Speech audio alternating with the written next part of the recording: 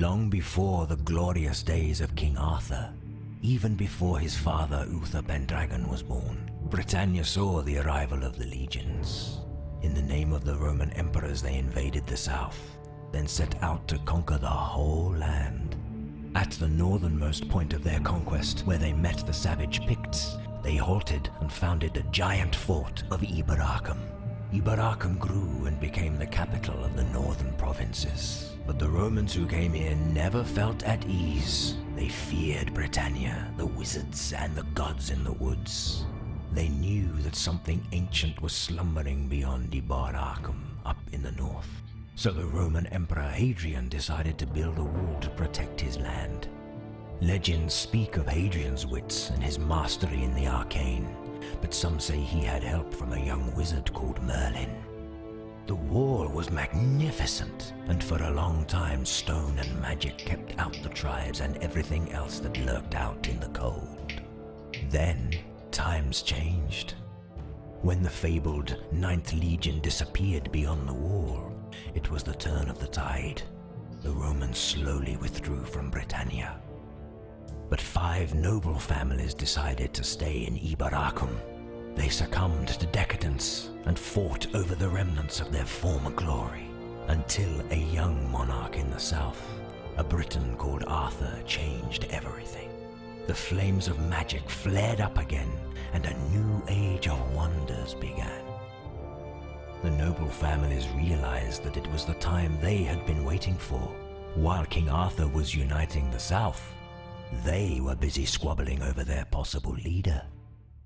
The Sulla family seemed to be the right choice to build a new Iberacum, but not everyone agreed. The family's enemies were merely waiting for the right moment to deal with the Sullas and their heir, the valiant Septimus. The right moment is now. Something terrible has happened in the south, where King Arthur rules the land. Meanwhile, Iberacum is under threat from the north. The wall cannot hold back the Picts much longer. When Septimus left his family, his bride, and his friends and rode off to battle, he was betrayed by his own kind. They abandoned him and his warriors in the heat of the battle, and he found himself alone, surrounded by savages. Still, he fought valiantly, until a fateful blow sent him sprawling to the ground. The Picts left him there, on the other wall, in the firm belief that he was dead, and they were almost right. Septimus Sulla lay among the fallen for a very long time, and then, suddenly, he opened his eyes.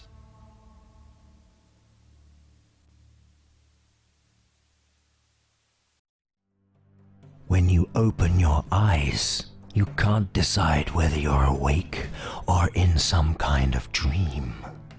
You stand upon a soaring mountaintop, looking down on a thick layer of clouds beneath your feet. It is almost as if you were in the abode of the gods. Could it be that? You ponder. But your thoughts are interrupted by an ethereal yet powerful voice. Who are you, lost soul? And why have you crossed into the land of savages?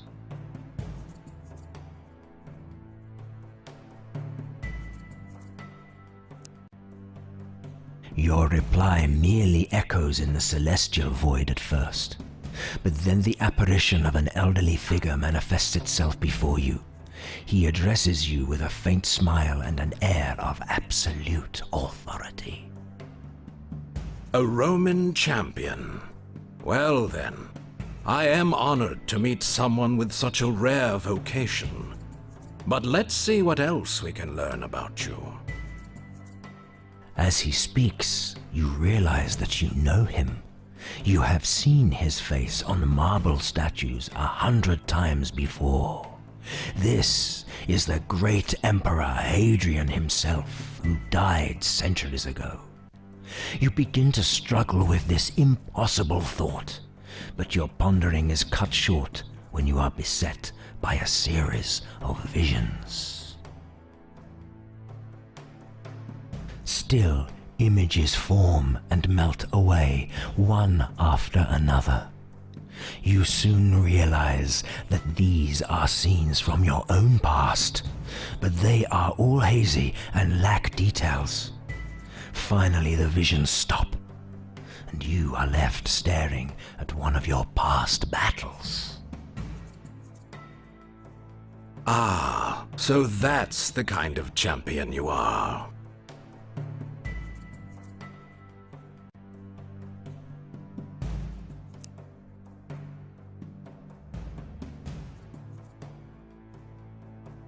Yes, indeed.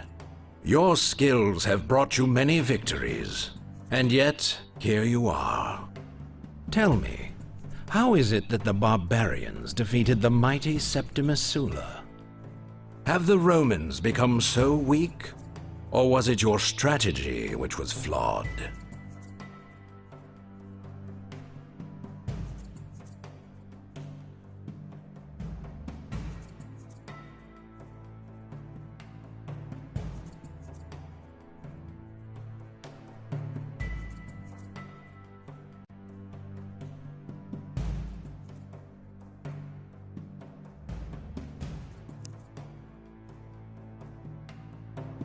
It seems the apparition intends to discuss the reasons for your defeat further, but the thought of the betrayal fills you with sudden rage. Enough, you say. I have answered your questions. Now you answer mine.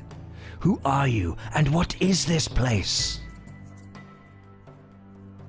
Indeed, you have the right to know.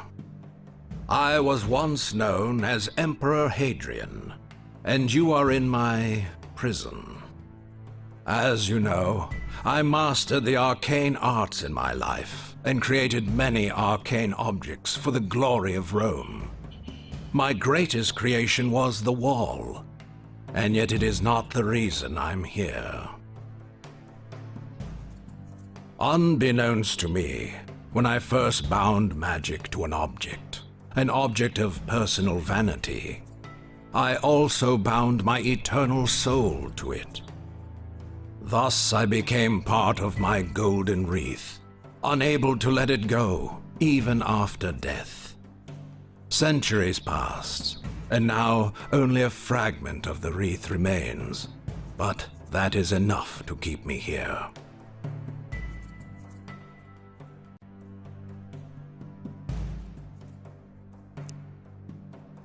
I sensed your presence when the battle began to rage, but I could not reach you until the moment you were mortally wounded.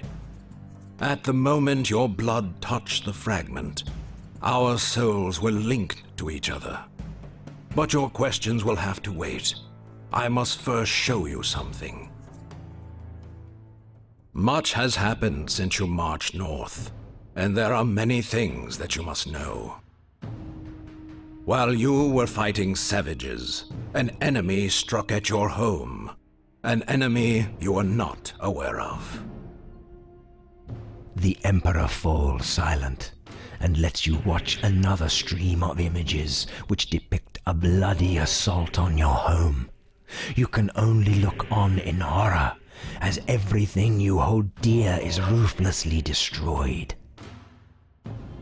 Your family, your bride, even your lands, all gone. You have lost much, but you may yet save some of what you have. In this place, our powers combined can alter the very fabric of reality, and thus we can change what is about to happen. But your life is fading away, and we cannot risk you dying. We can only make one change, so you must choose.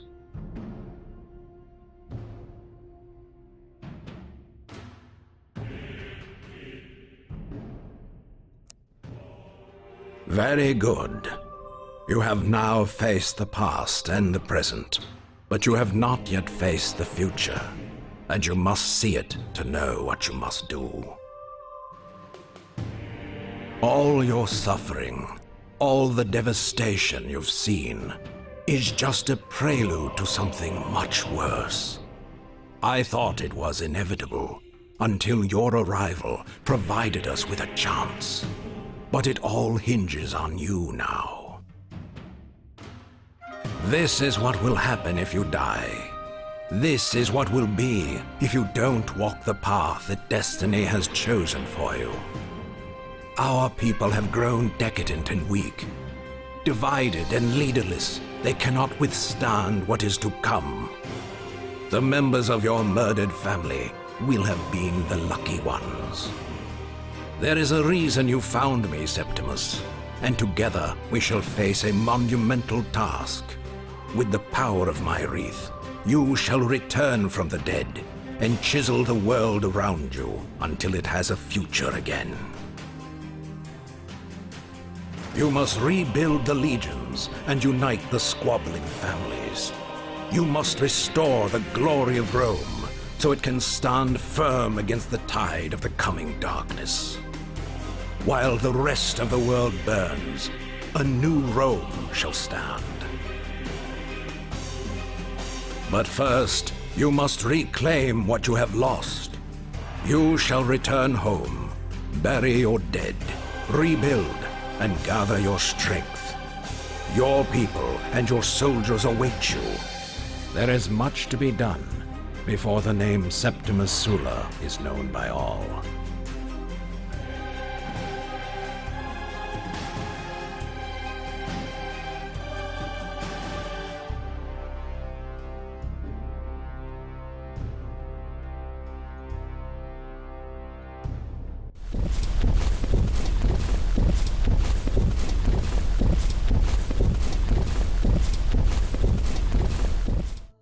On your way home, you meet an army of Roman soldiers headed towards the heart of the Sulla estate. The leaders are retired Sulla veterans, whom your father charged with taking some of the family treasures to safety when the rebellion started. After the Senate proved...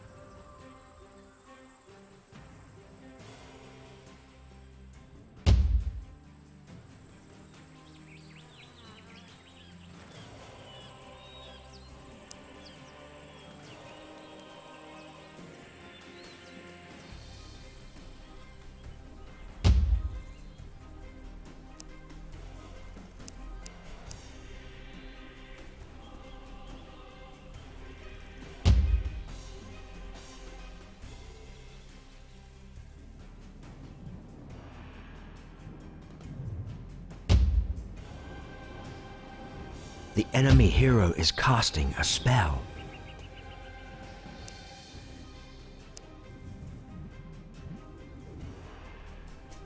Your magic shield is under normal strength.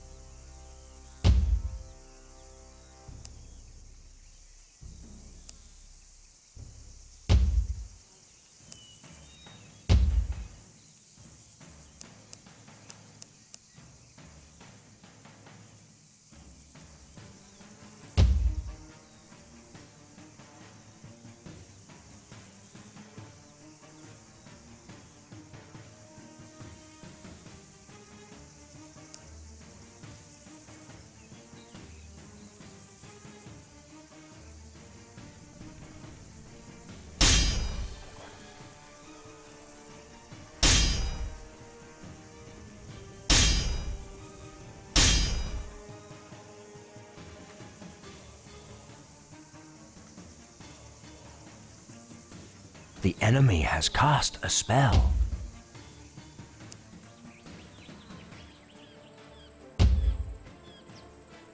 The enemy has cast a spell.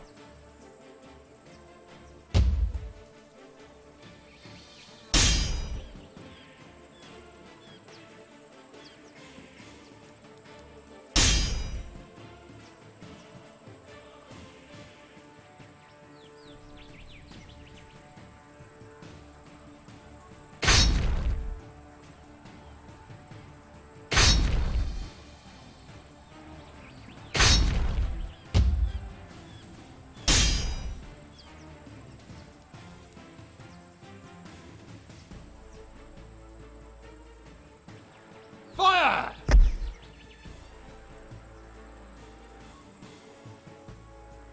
Fire!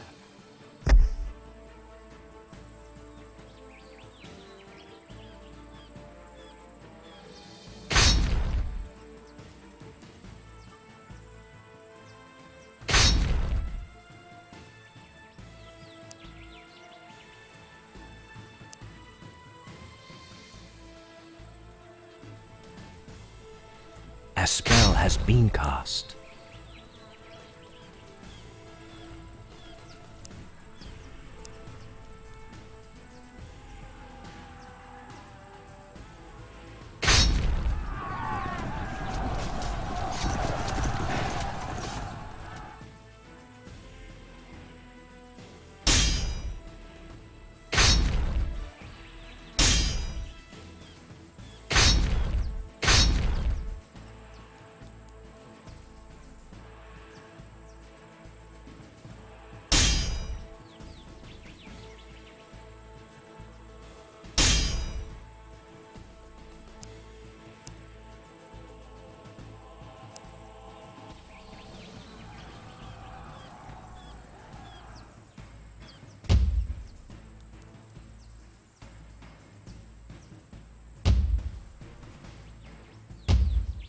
The enemy has cast a spell.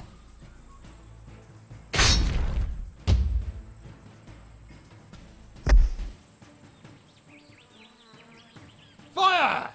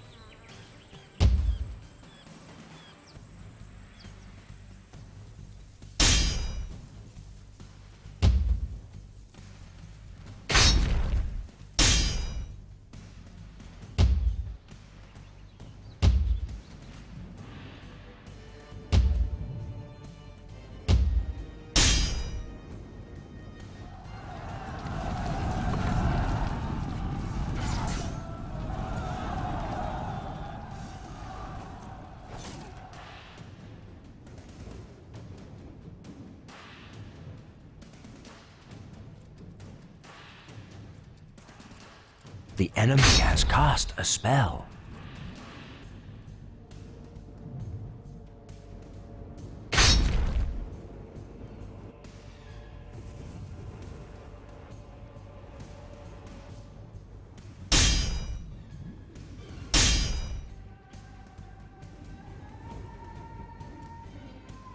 Fire!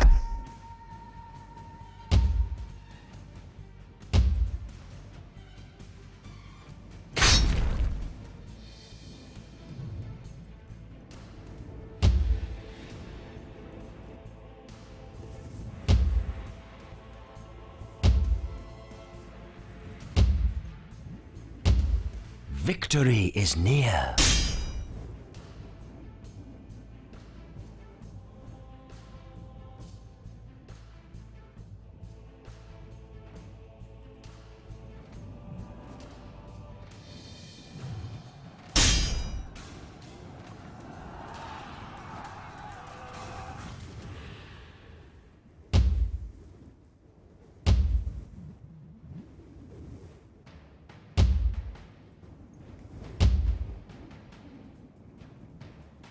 Fire!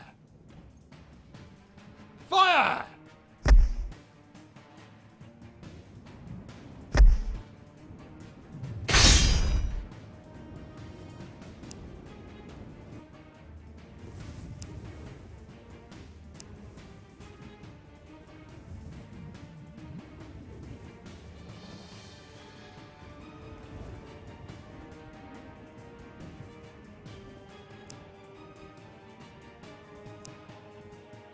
Fire!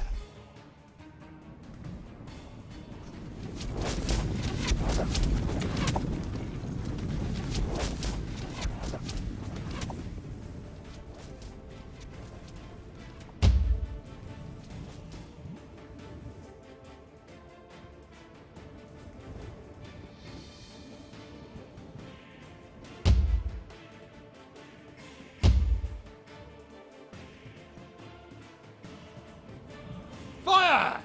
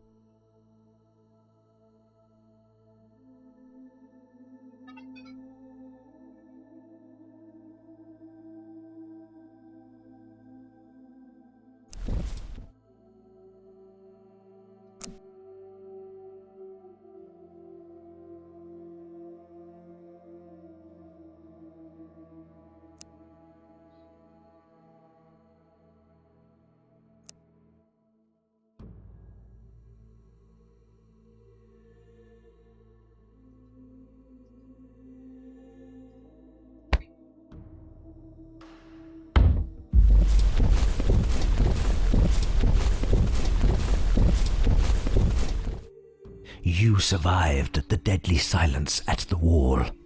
You came home and took back what belonged to you. However, that was only the beginning. Now you have to enter a real viper's nest. The marble halls of Ibaracum, where you'll face the representatives of the noble families. In order to fulfill your destiny, you must have yourself acknowledged as a senator.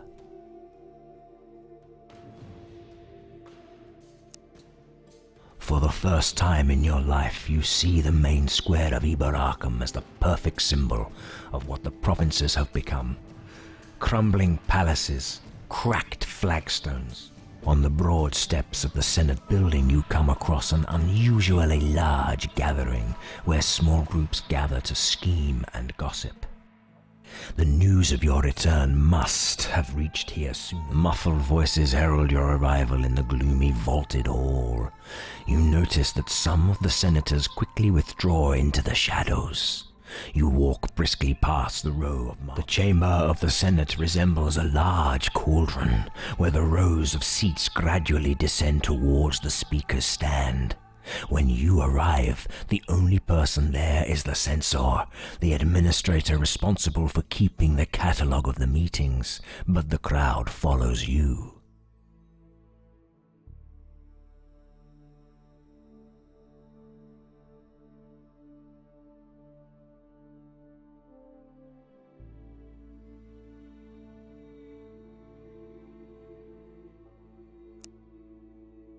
The censor shakes his head sadly. My sincere apologies, but you are not a member of the Senate. You have no right to speak here. You feel the nauseating surge of anger rising again. This man can't fathom the things you went through, but you might give him a taste.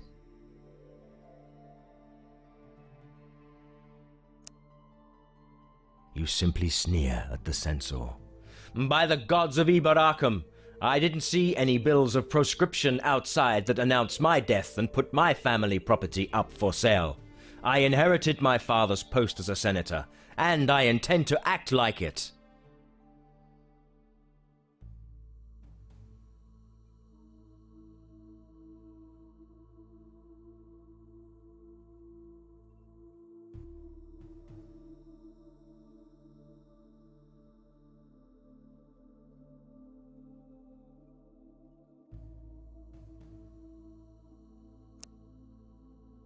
Noble senators, I'm aware that my behavior may strike you as offensive. Some of you think my words defy tradition. But take into consideration the sad events that befell my family. This matter is of the gravest urgency. If I'm not a senator, if you want to formally discuss my request, I'll wait here. However, considering the urgency of the matter I intend to present before you, I'm willing to share my thoughts with you before the formal session.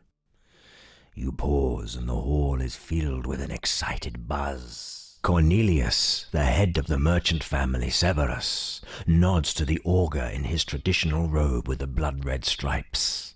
The augur invokes the blessings of the gods on the assembly and opens the session.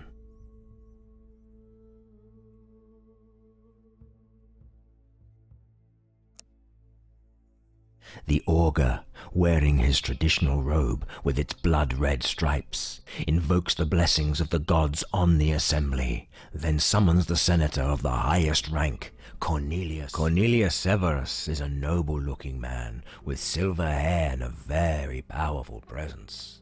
After greeting the Senate, he immediately turns to you. I see that Septimus Sulla is making an unexpected appearance among us. May I ask? The senators argue among themselves for a while, carefully weighing every word.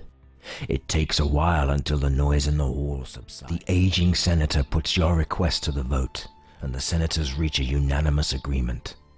Afterwards, Cornelius Severus walks to the speaker's platform, but only to ask you to speak. Pompeius Messala is a small, fat man with beady eyes. His speech is nothing but a set of empty phrases and an example of outrageous pretentiousness. And you are relieved when the head of the Quintus family, the commander of the legions, replaces him on the stand. The Quintus family is responsible for the legions of Iberacum, so Horatius Quintus begins his speech with a warning about the growing number of Picts sneaking through the weak defenses of the wall. He insists on increasing the number of soldiers, which leads to a heated debate.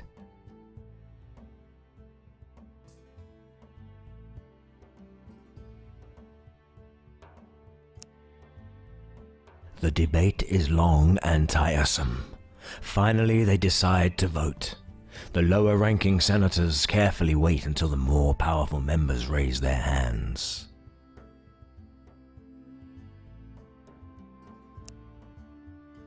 The Senate votes in favor of the proposal, and they agree to increase the size of the army of Iberacum. Horatius Quintus returns. Senators, you begin bitterly. You ordered me to the wall to help the Caracalla family against the invading Picts.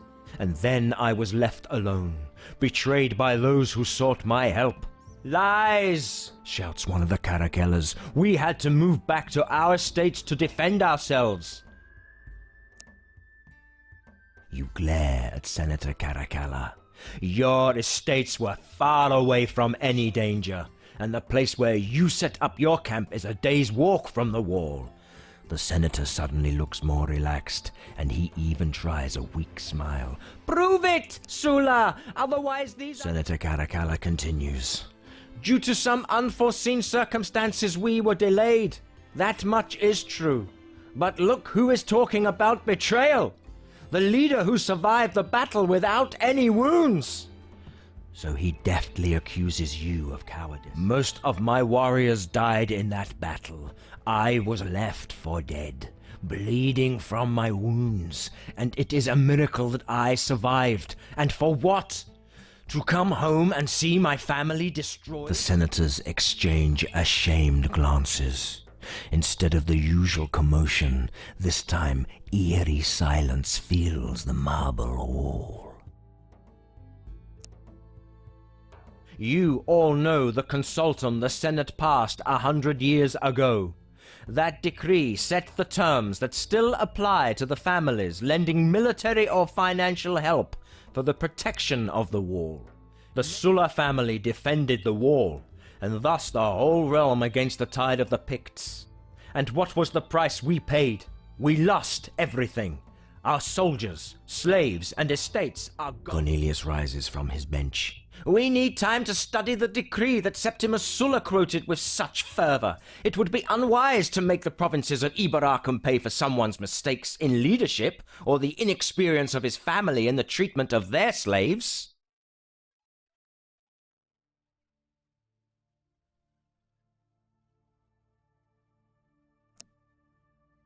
I'm ready to prove my worth as a military leader. Am I wrong to suppose that the Senate is unable to decide even such a trifling matter? A weak Senate is the sign of a weak Ibarra. The uproar is so loud that it's almost ear-piercing. This is clearly a debate that will go into the annals of the Senate. Finally, the augur has to intervene personally. But it takes some time until the Senate offers you 2,000 gold and grants you an auxiliary force until you've gathered a new army.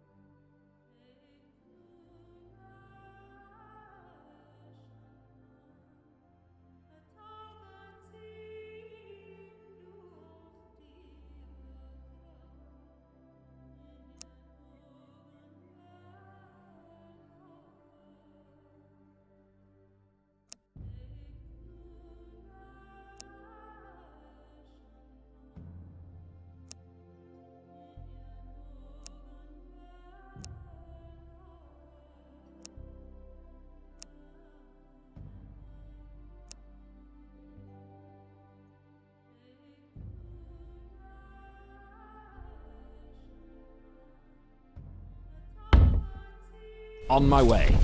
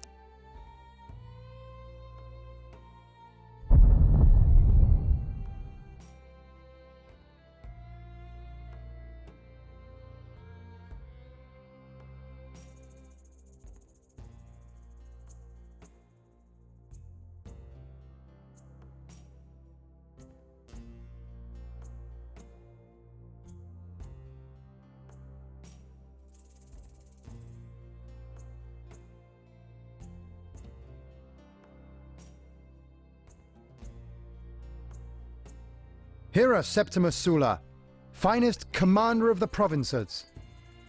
The mighty Senate of Eboracum orders you to move to the north. The marauding Picts have crossed the wall again, and they are wreaking havoc in the countryside. We need you there to assist the Caracalla family by driving the Picts out of the province.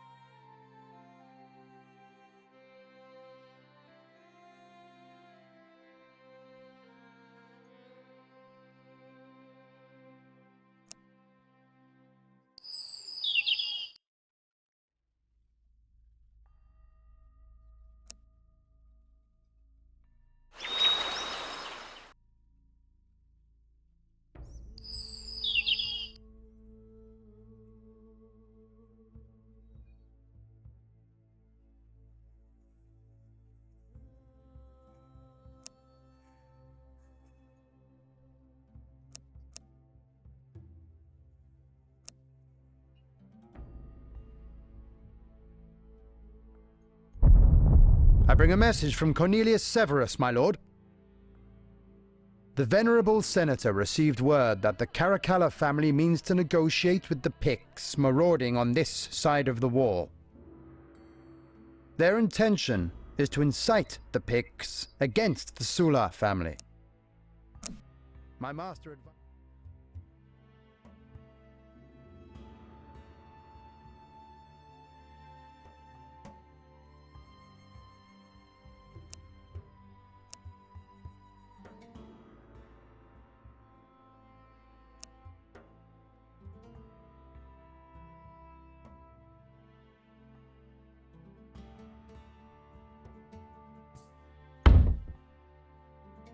On my way.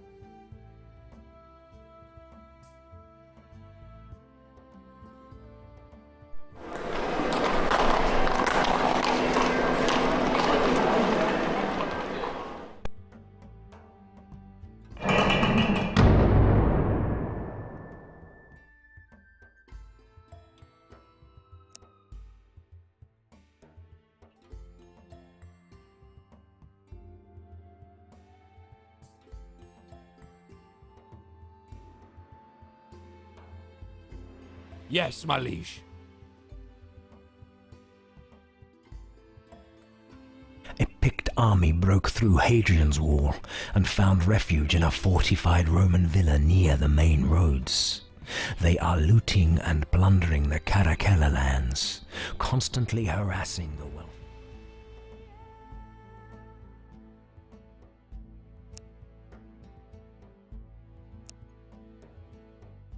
Yes, my liege.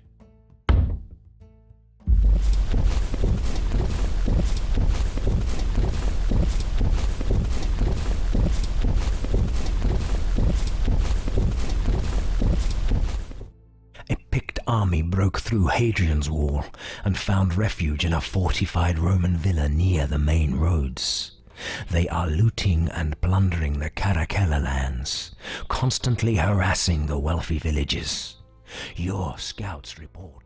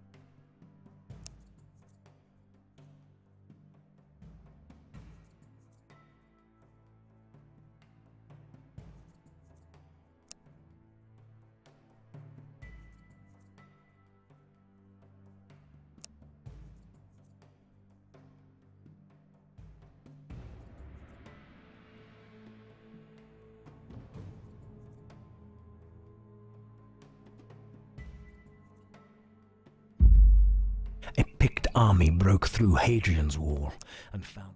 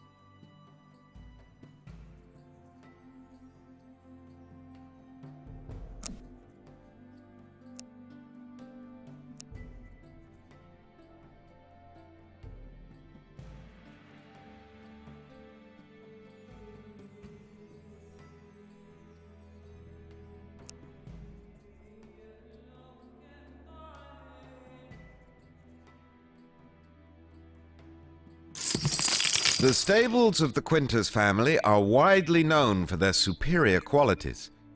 They breed excellent mounts, war horses and simple draft horses alike. When Horatius Quintus breaks with his own traditions and finally decides to sell horses to the nobles of Eboracum, you immediately set out to negotiate the terms.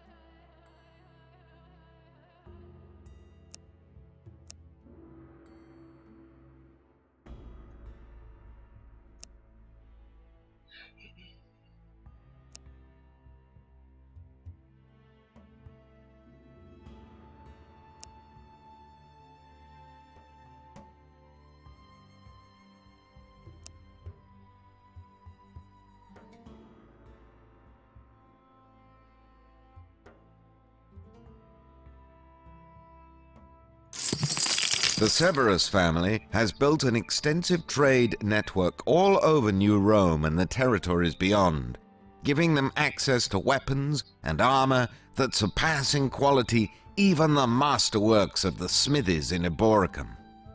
They also trade in rare herbs. If you could make a profitable trade agreement with the Severus family concerning these rare goods, it would improve your armies considerably.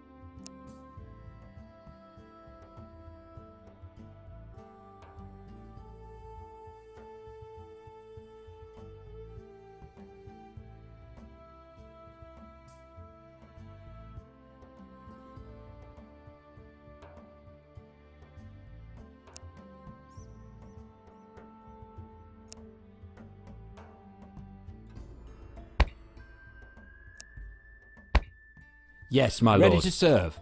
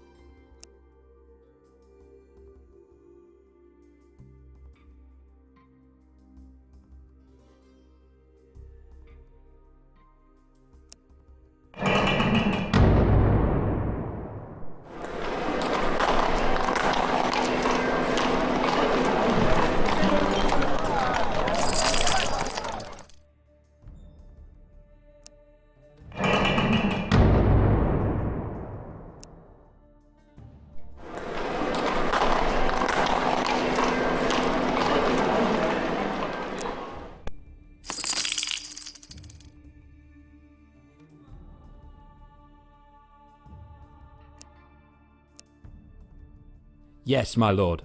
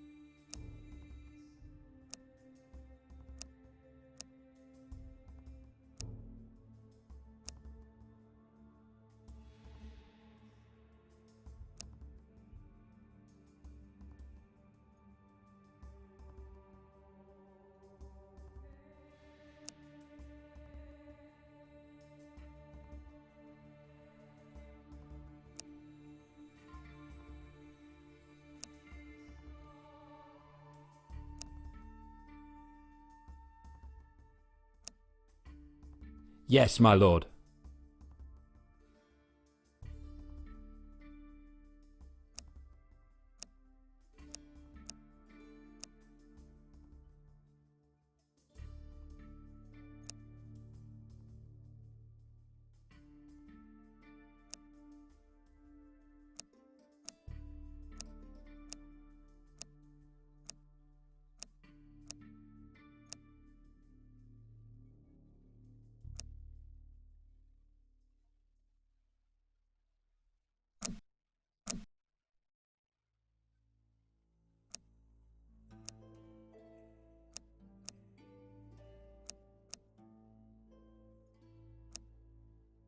Yes, my lord.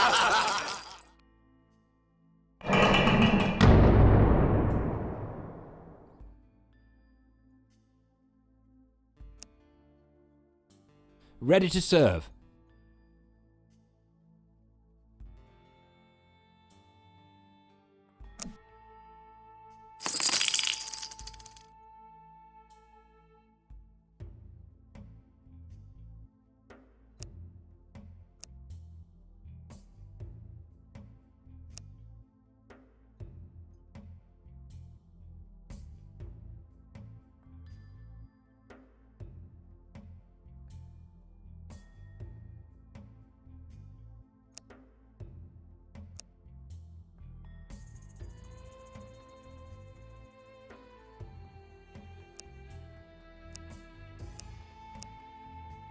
Ready to serve.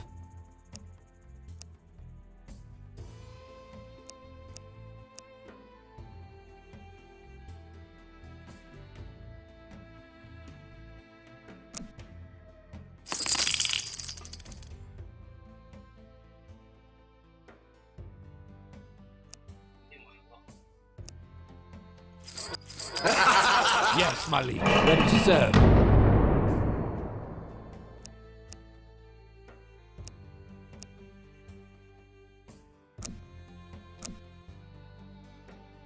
Yes, my lord.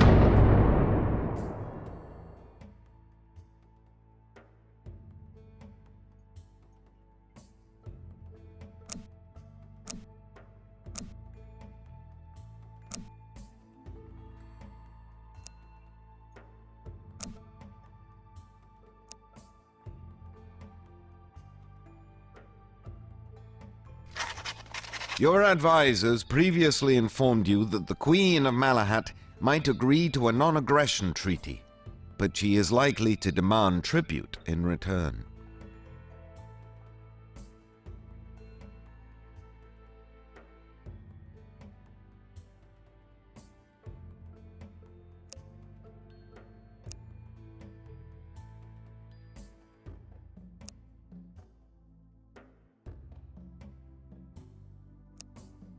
The people of the Brigantes are very reclusive, but your spies have managed to gather valuable knowledge that can help you earn their trust. One of their sacred relics, Your previous adventures gained you a loose alliance with the Druid of the Brigantes. You could ask him to perform a blessing ritual on you in return for your services. But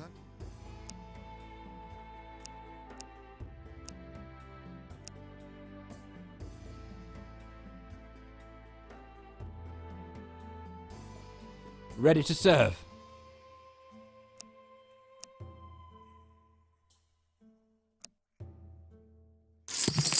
the Severus family has built an extensive trade network all over New.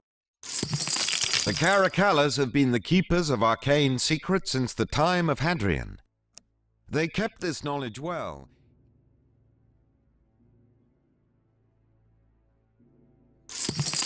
Although the Massalas have a reputation as decadent aristocrats, they employ the best bowmakers in Eboracum, the descendants of the very first bowmakers of the former Roman provinces. If you could reach a beneficial trade agreement with the family, you could equip your archers with masterwork bows in the future.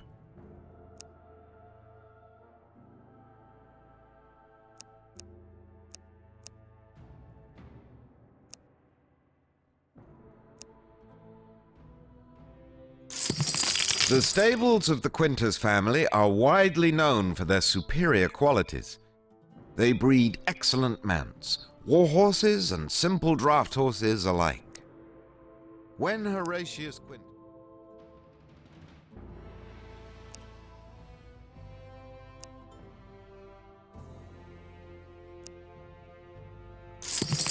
The Severus family has built an extensive trade network all over New Rome and the territories beyond, giving them access to weapons and armor that surpass in quality even the masterworks of the smithies in Eboracum. They also trade in rare herbs. If you could make a profitable trade agreement with the Severus family concerning these rare goods, it would improve your army's...